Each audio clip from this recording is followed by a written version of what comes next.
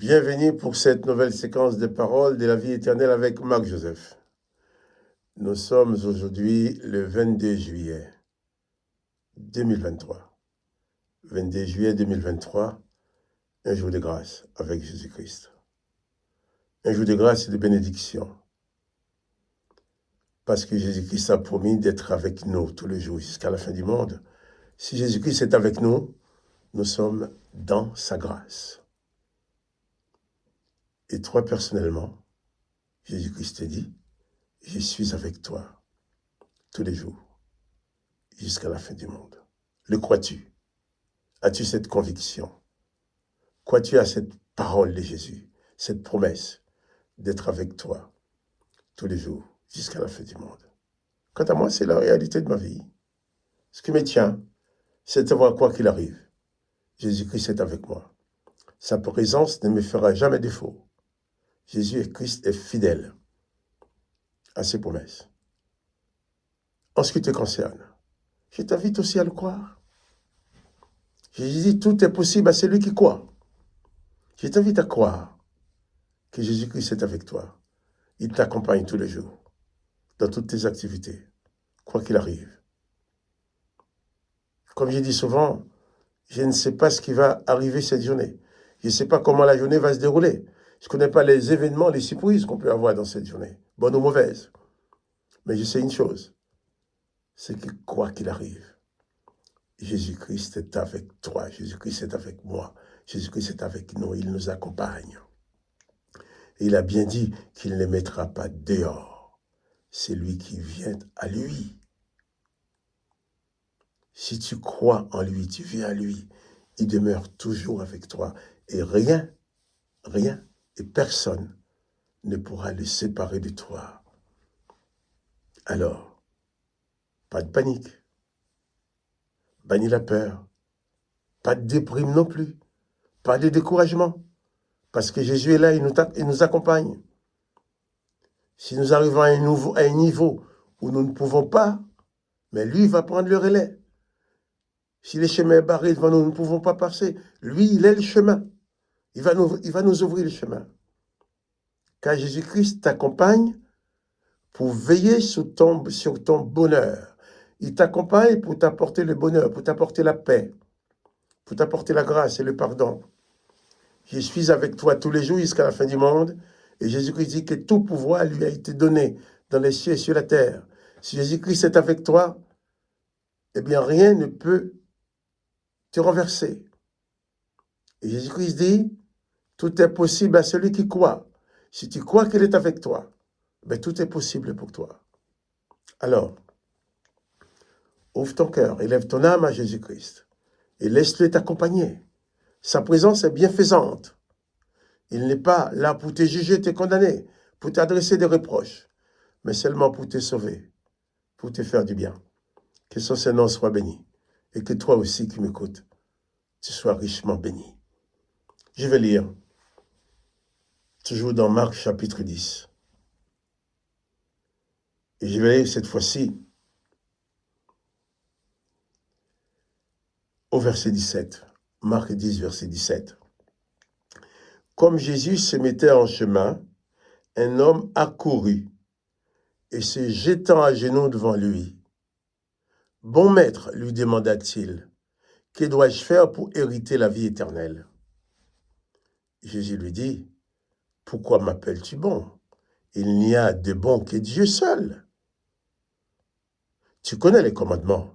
Tu ne commettras point d'adultère, tu ne tueras point, tu ne déroberas point, tu ne diras point de faux témoignages, tu ne feras tort à personne.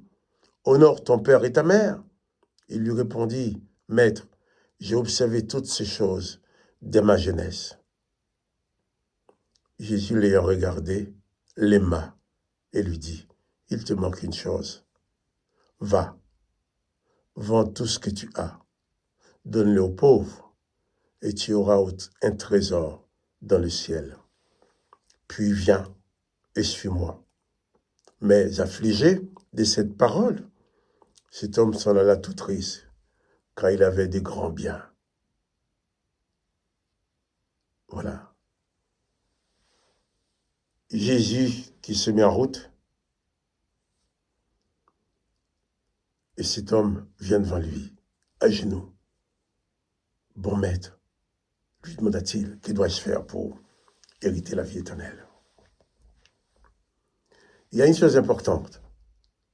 Cet homme savait que la vie éternelle existait, donc il n'était pas ignorant. Mais il savait qu'il ne l'avait pas en héritage. Il savait que cette vie éternelle existait, mais ce n'était pas pour lui. Et pourtant,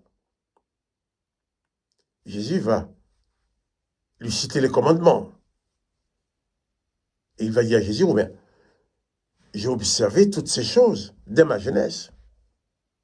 Sous-entendu, quoique j'ai observé toutes ces choses dès ma jeunesse, mais je sais que je n'ai pas la vie éternelle. Pourquoi?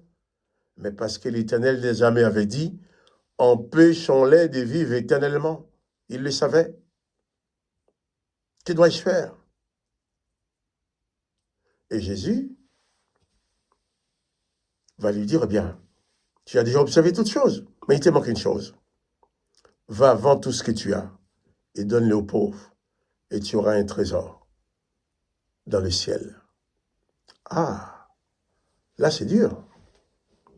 Toutes ces richesses que j'ai accumulées des années durant, tous mes biens, je dois les donner aux pauvres. Cet homme pose la question parce qu'il a besoin dans son âme d'avoir cette certitude de la vie éternelle, d'avoir la certitude dans son cœur qu'il a la vie éternelle.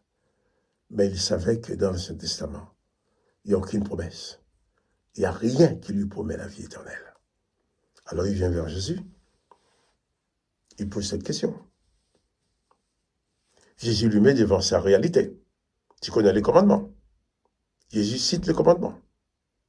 Il dit, ah oui, j'ai obéi à tout ça, mais je sais que je n'ai pas la vie éternelle. Et Jésus va lui demander de se séparer de toutes les bénédictions que l'Éternel des armées lui avait données. Parce que l'Éternel des armées, il donne ces bénédictions, beaucoup de biens, beaucoup de richesses, lorsque tu fais sa volonté. C'est un homme, effectivement, qui faisait la volonté de l'Éternel, que l'Éternel avait béni. Et lui pouvait dire, moi, je suis quelqu'un de bien, j'ai fait la volonté de l'Éternel m'a béni, regarde tous les biens, toutes les richesses que j'ai. Mais je lui dis, eh bien, tu vas faire une croix sur ces richesses. Tu vas les vendre et distribuer l'argent aux pauvres. Et tu vas venir me suivre. Alors tu auras la vie éternelle. Ce ne sont pas nos richesses.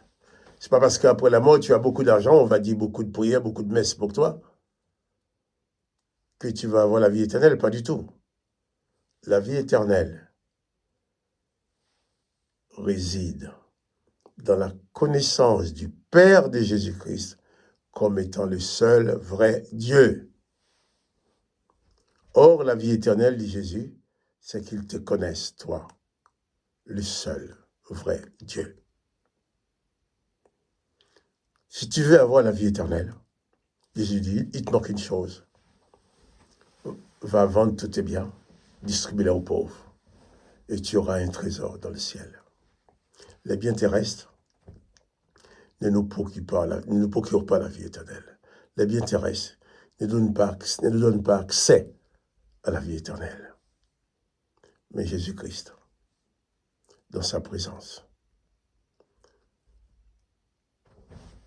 Jésus-Christ dans sa présence nous donne accès à la vie éternelle.